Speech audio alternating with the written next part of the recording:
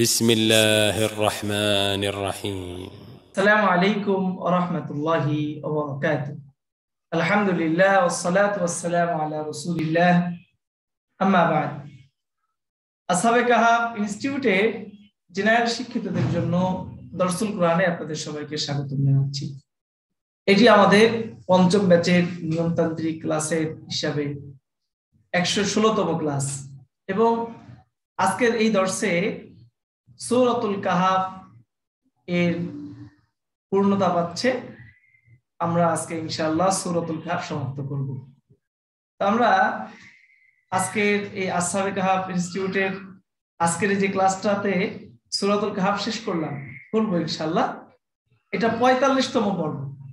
তার মানে আমাদের 45টি ক্লাসে সূরাতুল কাহাফ আমরা শেষ করেছি। তাহলে এটা কিন্তু বেশ অনেক দিন বলা যায়। কেমন? আমরা মাসে 12টা ক্লাস করি। মাসে 12টা ক্লাস যদি হয় তাহলে বলা যায় প্রায় 4 মাস যাবত চলতেছে আমাদের এই সূরাতুল কাহাফের আলোচনাটা। 4 মাস বলা যায়। আলহামদুলিল্লাহ, এই দীর্ঘ সময়ের পর সূরাতুল কাহাফ আমরা এখন সবাই আশা করি বুঝতে পারবো। যেহেতু শব্দ অর্থটা আপনাদেরকে দিয়ে দেওয়া হয়েছে, পুরো সূরাতুল কাহাফের যত শব্দ অর্থ আছে, পুরো সূরাতুল কাহাফে আমরা শব্দার্থের সংখ্যা যেটা পেয়েছি আপনাদেরকে একটু দেখাতে চেষ্টা করি। জাযাকুমুল্লাহ। 780 আমরা 780টি শব্দার্থ পেয়েছি। এই 780টি শব্দার্থ যদি আমরা সামনে রাখতে পারি তাহলে সূরাতুল কাহাফের অর্থ বোঝা আমাদের জন্য কোনো ব্যাপারই মনে হবে না। আরো একটা ব্যাপার হলো, এখানে যে সমস্ত শব্দার্থগুলো চলে গেছে, এই শব্দার্থগুলো কোরআনুল কারীমের বিভিন্ন জায়গাতে আমরা পাবো, ব্যবহার দেখতে পাবো। এই তো সূরাতুল কাহাফটাই যদি আমরা অন্তত তরজমাতুল কোরআন, ব্যাকরণিক আলোচনা সহ বুঝি তাহলে ইনশাআল্লাহ আমাদের অন্যান্য অনেক সূরা, অনেক আয়াত আপনাতেই এটা সহজ হয়ে যাবে। বারাকাল্লাহু ফিকুম। আমরা আজকে সূরাতুল কাহাফের শেষ দর্শে চলে যাচ্ছি। জাযাকুমুল্লাহ। আউযু বিল্লাহি মিনাশ শাইতানির রাজীম। বিসমিল্লাহির রহমানির রহিম। ইন্নাল্লাযীনা আমানু ওয়া আমিলুস সালিহাতি কানাত লাহুম জান্নাতুল ফিরদাউসি নুজুলা। ইন্নাল্লাযীনা, নিশ্চয় যারা, আমানু ঈমান এনেছে, ওয়া আমিলু এবং আমল করেছে। কেমন আমল? as-সালিহাতি, নেক আমল, পুণ্যের কাজ। সালিহাত, সালিহাতুনের বহুবচন সালিহাত। এই শব্দটা অনেকবার গেছে। অর্থ হলো পুণ্যবতী বা পুণ্যের কাজ। নিশ্চয় যারা ঈমান এনেছে এবং পুণ্যের কাজ করেছে, সৎকর্ম করেছে, নেক আমল করেছে। কানাত, আছে, লাহুম, তাদের জন্য। ওই হ্যাবের অর্থে, হ্যাভ, হ্যাজ। কানাত লাহুম, তাদের জন্য রয়েছে জান্নাতুল ফিরদাউসি, জান্নাতুল ফিরদাউস রয়েছে তাদের জন্য, জান্নাতুল ফিরদাউস রয়েছে। নুজুলা, আপ্যায়ন হিসাবে, মেহমানদারি হিসাবে, আপ্যায়ন হিসাবে জান্নাতুল ফিরদাউস রয়েছে তাদের জন্য। আর আগের আয়াতগুলোতে আমরা কি পড়েছিলাম? যারা দুনিয়াতে অসৎ কর্ম করে অথচ মনে করে আমরা ভালো কাজ করছি, তাদের জন্য রয়েছে আতাদনা লিল কাফিরিনা, আতাদনা লিল জাহান্নাম লিল কাফিরিনা নুজুলা। আগে আল্লাহ তাআলা বলেছেন যে যারা কুফরি করে তাদের জন্য আমি জাহান্নাম প্রস্তুত রেখেছি আপ্যায়ন রূপে। আর এই আয়াতে তাদের বিপরীতে আল্লাহ বলছেন যারা ঈমান আনে, নেক আমল করে, তাদের জন্য রয়েছে জান্নাতুল ফিরদাউস আপ্যায়ন হিসাবে। খালিদিনা, তারা থাকবে। খালিদিনা, এই খালিদিনা এটা হাল, হাল মাফুলের অবস্থাতে এসেছে। শব্দটা ছিল খালিদুন, বহুবচন খালিদুনা। অর্থ হলো খালিদুনের বহুবচন খালিদুন, অর্থ হলো স্থায়ী, চিরস্থায়ী। জি, খালিদিনা, চিরস্থায়ী ভাবে, ফিহা, তার মাঝে। এই হা দ্বারা উদ্দেশ্য এই জান্নাত। তো তার মাঝে চিরস্থায়ী রূপে, চিরস্থায়ী এটা অবস্থা বোঝাচ্ছে খালিদ। অবস্থা। লা ইয়াবগুনা, দেখেন এটা এই ক্রিয়াটা চলে গেছে আগে, অনেকবার চলে গেছে। একটু দেখাতে চেষ্টা করি আপনাদেরকে। বাগিয়ুন দিয়ে আমরা তামাস পাবো। এই যে দেখেন, বাগা বুগিয়া, ইয়াবগি ইউবগা, ইবগি লা তাবগি, বাগি, ইয়াবগি ইয়াবগিয়ান ইয়াবগুনা, ভাবে দাঁড়াবা। বাগিয়ুল মাসদার, অর্থ তালাশ করা, চাওয়া, চলে গেছে আগে। খালিদিনা ফিহা, তার মাঝে চিরস্থায়ী ভাবে তারা থাকবে, জান্নাতুল ফিরদাউস।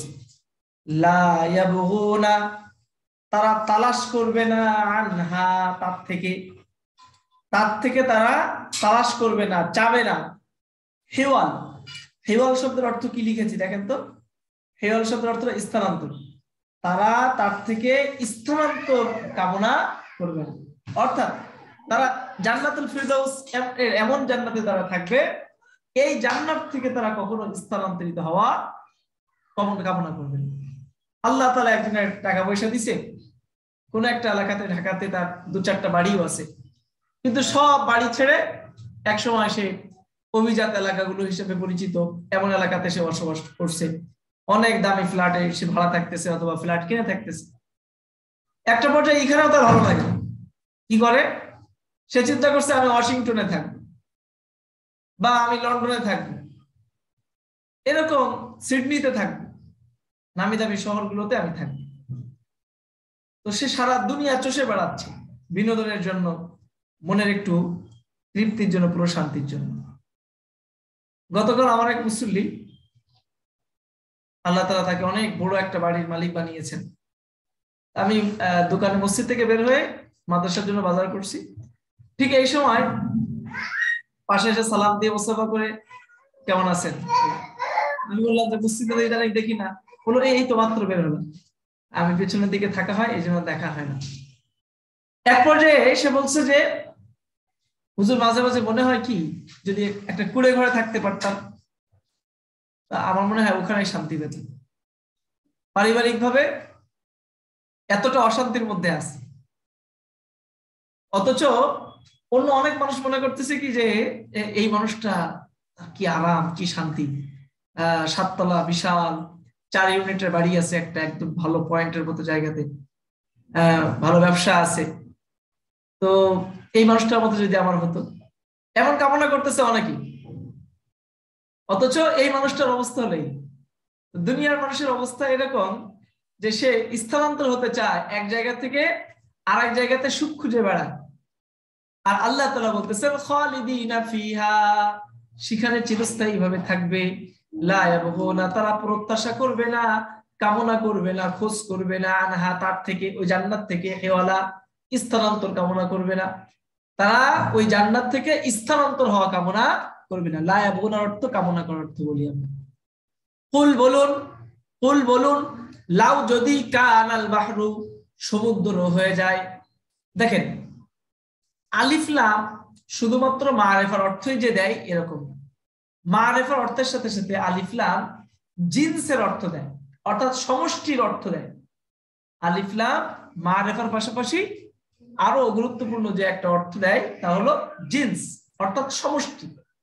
যেমন বলা হলো আন্নাস, এখানে শুধু মুষ্টিমেয় কিছু মানুষ না, বরং পুরো মানব জাতি উদ্দেশ্য।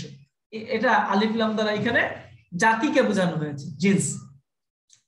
তো আল্লাহ তাআলা এখানে বাহারুল অর্থ সমুদ্র, এই বাহার বলে পুরো পৃথিবীতে যত সমুদ্র আছে সব সমুদ্র আল্লাহ তাআলা এই আয়াত শব্দের মধ্যে যুক্ত করেছেন।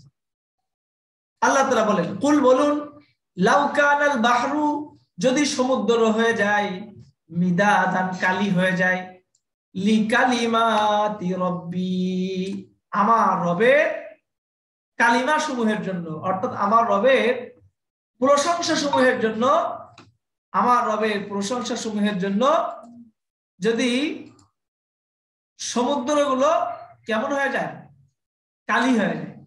কানাল বাহরু, যদি সমুদ্র হয়ে যায়, কি হয়ে যায়, বিদাত। এই কানার খবর হলো বিদাত, এই জন্য মাফুলের হরকত হয়েছে।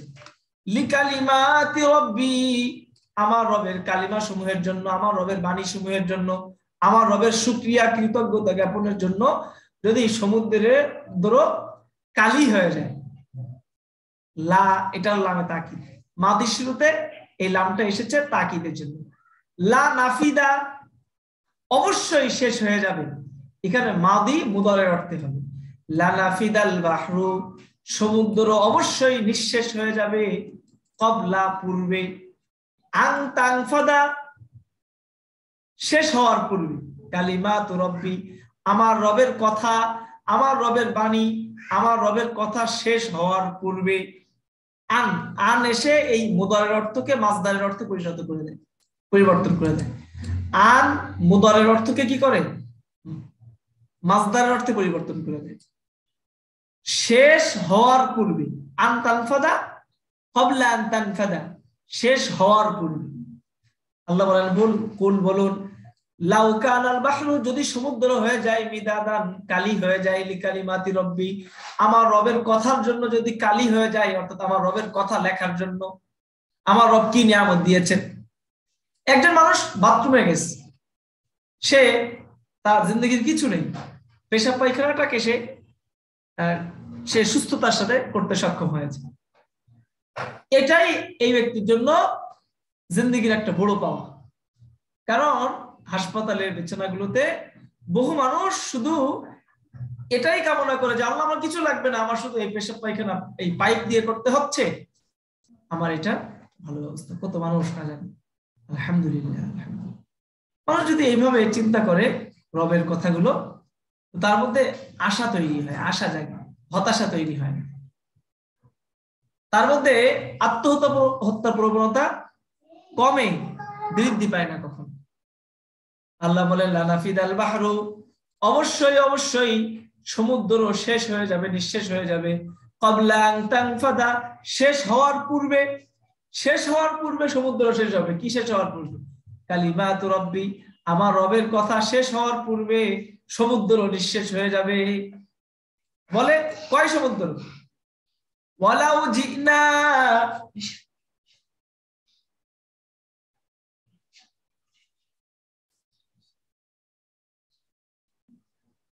ওয়ালাউ জিনা যদি নিয়ে আসে। দেখেন যা আয়াজি অর্থ আশা, নিয়ে আসা। ওয়ালাউ জিনা যদি নিয়ে আসি আমি, বিমিসলিহি তার অনুরূপ, মাদাদা আমি তার অনুরূপ যদি সাহায্য নিয়ে আসি, মানে আমি যদি তাকে এই সারা পৃথিবীতে যে পরিমাণ সমুদ্র ছিল সবগুলো কালি বানায় দিই, সে রবের কথা লিখতে লিখতে সব শেষ হয়ে যাবে, অথচ শেষ করতে পারবে না। আচ্ছা, রবের কথা শেষ করতে পারবে না সে। জি, এখন বলে যে ওয়ালাউ জিনা যদি আমি নিয়ে আসি। দেখেন যা আয়াজিউ এর অর্থ এখানে আসা না, এখানে অর্থ হবে নিয়ে আসা। কারণ যা আয়াজিউ এর পরে যদি বি আসে হরফে jar, তাহলে অর্থ হয় নিয়ে আসা। আল্লাহ বলেন ওয়ালাউ জিনা যদি আমি নিয়ে আসি, বিমিসলিহি তার অনুরূপ। কার অনুরূপ? ওই সারা পৃথিবীতে যত সমুদ্র আছে তার অনুরূপ যদি আমি নিয়ে আসি, মাদাদা কি নিয়ে আসি? আমি সাহায্য নিয়ে আসি। অর্থাৎ সারা পৃথিবীতে যত সমুদ্র আছে এই পরিমাণ কালি বানায় দিছি, সব শেষ করে ফেলছে লিখতে লিখতে, রবের শুকরিয়া। এরপরে আমি সাহায্যের জন্য তাকে আবারও এরকম কালি করে দিলাম, আবারও সমুদ্র। তো আল্লাহ বলেন কুল বলুন, ইন্নামা নিশ্চয়ই, আনা আনাটানো হবে না কিন্তু এখানে, আনা। কুল বলুন ইন্নামা নিশ্চয়, আনা আমি, নিশ্চয় আমি, বাশারুন আমি মানুষ, মিথলুকুম তোমাদের মতো মানুষ। আল্লাহ তাআলা রাসূলকে বলছেন বলুন নবী নিশ্চয় আমি তোমাদের মতো মানুষ। তোমাদের মতো মানুষ মানে রাসূল কিন্তু আমাদের থেকে ভিন্ন। ভিন্ন বলতে আমরা নবী না, রাসূল মুহাম্মদুর রাসূলুল্লাহ নবী ছিলেন, এই একটা ভিন্নতা, তাই না? আবার মুহাম্মদুর রাসূলুল্লাহ সাল্লাল্লাহু আলাইহি ওয়াসাল্লাম তার জ্ঞান গরিমা আমাদের মতো না, অতুলনীয়। রবের সাথে সম্পর্কের কথা যদি বলি তাহলে মুহাম্মদুর রাসূলুল্লাহ সাল্লাল্লাহু আলাইহি ওয়াসাল্লাম তার সাথে তাআল্লুক মা আল্লাহ, আল্লাহর সাথে সম্পর্ক আমাদের চেয়ে ভিন্নতা, তাই না? তো মুহাম্মদুর রাসূলুল্লাহ সাল্লাল্লাহু আলাইহি ওয়াসাল্লাম সম্পর্কে আল্লাহ বলতেছেন বলুন নিশ্চয়ই আমি তোমাদের মতো মানুষ। অর্থাৎ তোমরা যেমন রক্ত মাংসের মানুষ, আমিও এরকম তোমাদের মতো রক্ত মাংসের মানুষ। তোমাদের যেমনি ভাবে আঘাত লাগলে ব্যথা লাগে, আমার লাগে, তোমাদের যেমন বিবি বাচ্চা আছে, আমার এমন বিবি বাচ্চা আছে, পরিবার সংসার আছে। তো মানুষ হওয়ার দিক দিয়ে যে সমস্ত বৈশিষ্ট্য কমন থাকে মানুষের মাঝে, আল্লাহ রাসূল সাল্লাল্লাহু আলাইহি ওয়াসাল্লামকে আল্লাহ তাআলা বলতেছেন যে হে নবী বলেন আমি তোমাদের মতো মানুষ। এর মানে কিন্তু এই কথা মনে না করা যে আমরাও যেরকম মর্যাদা মুহাম্মদুর রাসূলুল্লাহ নাউযুবিল্লাহ এরকম মর্যাদা, এমনটা মনে করা যাবে না। আচ্ছা, আল্লাহ বলেন বলুন আমি তোমাদের মতো মানুষ, তবে পার্থক্য কি? ইউহা ইলাইয়া, আমার কাছে ওহী পাঠানো হচ্ছে, হবে আমার কাছে ওহী পাঠানো হয়। ইউহা, তবে ইউহা ইলাইয়া, আমার কাছে ওহী পাঠানো হয়। ইউহা ইলাইয়া, আমার কাছে ওহী পাঠানো হয়। আচ্ছা, কি ওহী পাঠানো হয়? আন্নামা, যে ইলাহুকুম, তোমাদের ইলাহ, ইলাহু ওয়াহিদুন, এক ইলাহ, তোমাদের ইলাহ এক ইলাহ, অর্থাৎ তোমাদের সবার ইলাহ একজন। সুতরাং মান কানা ইয়ারজু, যে ব্যক্তি আশা করে লিকা রাব্বিহি, তার রবের সাথে সাক্ষাতের আশা যে ব্যক্তি করে, সুতরাং তোমাদের সবার রব যেহেতু একজন, সুতরাং যে ব্যক্তি ইয়ারজু আশা করে লিকা রাব্বিহি, তার রবের সাথে সাক্ষাতের আশা করে, সুতরাং লিয়া আমাল, এখানে শব্দটা ছিল লিয়া আমাল, এই হরফে আতফের সাথে মিলিয়ে পড়ার জন্য ফাল বলা হচ্ছে। যেমন সূরা কুরাইশের মধ্যে আছে কি ফালিয়াবুদু, শব্দটা ছিল ফালিয়াবুদু, ফালিয়ামাল। আল্লাহ বলেন মান কানা ইয়ারজু, যে ব্যক্তি আশা করে লিকা রাব্বিহি, তার রবের সাথে সাক্ষাতের আশা করে, ফালিয়ামাল, সেজন্য আমল করে, আমালান সালিহা, সৎ আমল করে, পুণ্যের কাজ করে সেজন্য। ওয়ালা ইউশরিক, এবং শিরিক না করে, বিইবাদাতি রাব্বিহি, তার রবের ইবাদতের ব্যাপারে, তার রবের ইবাদতের সাথে যেন শিরিক না করে, আহাদা, কাউকে, সেজন্য তার রবের ইবাদতের ক্ষেত্রে এখানে বাটা ফির অর্থে আসবে। ওয়ালা ইউশরিক, এবং যেন সেজন্য শিরিক না করে, এটা নাহি, বিইবাদাতি রাব্বিহি, তার রবের ইবাদতের ক্ষেত্রে, আহাদা, কাউকে। আল্লাহ বলেন যে ব্যক্তি তার রবের সাথে সাক্ষাৎ করতে চায় সেজন্য নেক আমল করে এবং তার রবের সাথে কাউকে অংশীদার সাব্যস্ত না করে। এটা ছিল আমাদের অত্যন্ত গুরুত্বপূর্ণ একটা আয়াত। অধিক পরিমাণে আমরা এটা পড়ে থাকি। যারা মসজিদে সালাত আদায় করেন তারা দেখবেন মসজিদের ইমাম সাহেবরা এই আয়াতগুলো অধিক পরিমাণে পড়ে থাকে। হ্যাঁ, এটার অর্থ, অনুবাদ, ব্যাকরণিক সহ আমাদের বুঝতে হবে। তো আগামী ক্লাসে আমি একটু ভাগ করে দিচ্ছি, হ্যাঁ, তাহলে সুবিধা হবে। আগামী ক্লাসে এই পড়ার মধ্যে যতগুলো ক্রিয়া আছে সবগুলো ক্রিয়ার বিশ্লেষণ করবে আমাদের ফারহানের আপু। আমরা ভাগ করে দিচ্ছি। জি, এই আয়াতের মধ্যে 1 2 3 4 5 6 7 8 9 10 11টার মতো ক্রিয়া আছে। এই ক্রিয়াগুলোর পুঙ্খানুপুঙ্খভাবে বিশ্লেষণ করবে আমাদের ফারহানের আম্মু, আর এটা তার জিম্মাদারি। আর এই আয়াতের মধ্যে যত শব্দ আছে সেটা কালেমার কোন প্রকার, সেটি কালেমার কোন প্রকার, এটি নির্ণয় করার দায়িত্ব দেব কাকে? কে নিবেন বলেন? পঞ্চম ব্যাচের এবং ষষ্ঠ ব্যাচের কে নিবেন এই দায়িত্বটা? জি, স্বেচ্ছায় বলেন কে নিবেন? একজন সব নেওয়া যাবে না। একটা হচ্ছে অনুবাদের ব্যাপারটা কিন্তু কমন, সবাই করবে, সবাই। হ্যাঁ, বলেন কে নিবে এটা? কালেমার প্রকার আমি নেব ইনশাআল্লাহ। জি, কালেমার প্রকার নির্ণয়টা। আচ্ছা, আমাদের একটা ক্লাসই কিন্তু আছে ষষ্ঠ ব্যাচের, ওই শীটটাও দিয়ে দেব। কালেমার প্রকার নির্ণয়, কালেমার কোনটা কোন প্রকার আলামত দেখে। তো এই দায়িত্বটা আমরা দিচ্ছি, আমরা রাকিনের আব্বুকে দিচ্ছি, সাজ্জাদুর রহমান সাহেবকে। উনি কালেমার প্রকার নির্ণয় করবেন। আচ্ছা, কোন শব্দের শেষে কি হরকত, যেমন এই যে সবুজ কালারের চিহ্নিত যত শব্দ আছে এগুলোর শেষে হরকত কি, এই দায়িত্বটা আমি দিচ্ছি অ্যাডভোকেট রিদওয়ানুল করিম সাহেব, গোলাম শাহীন সাহেব, তানভীর কবির চৌধুরী সাহেব, এই তিনজনকে। এই তিনজন ইনশাআল্লাহ এই তিনজন এই দায়িত্বটা পালন করবেন। তাহলে যত ক্রিয়া আছে ক্রিয়াগুলোর বিশ্লেষণ সবগুলো করবে ফারহানের আম্মু, আর কালেমার প্রকার নির্ণয় করবে রাকিনের আব্বু, আর এই যে সবুজ কালারে যেগুলো আছে ফিরোজা রঙে যেগুলো চিহ্নিত করা, এগুলোর ইরাব কি, শেষে কোন শব্দের শেষে কি হরকত, সলিহাতি কেন, এক জের কেন, জের কেন, জান্নাতু পেশ কেন, এক পেশ কেন, ফিরদাউসি জের কেন, এক জের কেন, নুজুলানের দুই জবর কেন, এগুলো আলোচনা করবে চারজন করবে। এটা শাহজালাল তালুকদার ভাই, ডাক্তার তানভীর কবির চৌধুরী সাহেব, গোলাম শাহিন সাহেব, আর অ্যাডভোকেট রিদওয়ানুল করিম সাহেব। বারাকাল্লাহু ফিকুম। সবাই বুঝতে পেরেছেন তো, দায়িত্বগুলো নিছেন তো? জি জি জি টাইট করে টাইট করে শোনাতে হবে। আল্লাহ তাআলা কবুল করুন।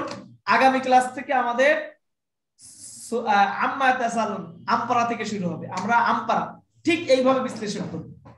আমরা আমপারাটাকে ঠিক এইভাবে বিশ্লেষণ করব। এক একজনের দায়িত্ব থাকবে এক একটা, মানে আমরা যাকে যেটা দায়িত্ব দেব ওই ব্যাপারটা তাদের এমন হয়ে যেতে হবে যে আমি যেন এই ব্যাপারে একজন পিএইচডি হোল্ডার, এই ব্যাপারে আমি একজন পিএইচডি গবেষক, ব্যাস এরকম আমার অর্জনটা যেন হয়ে যায়। যার জিম্মাদারি ক্রিয়া, ব্যাস ক্রিয়াগুলো নিয়ে আমার এতটা যোগ্যতা থাকতে হবে, ইনশাআল্লাহ হয়ে যাবে। 2-5টা সূরা এইভাবে প্র্যাকটিস করতে করতে দেখবেন আপনারা এক একজন ওই সেক্টরে বস হয়ে যাবেন ইনশাআল্লাহ। আল্লাহ তাআলা কবুল করুন। আজকে ক্লাস থেকে বিদায় নিচ্ছি। আসসালামু আলাইকুম ওয়া রাহমাতুল্লাহি ওয়া বারাকাতুহু।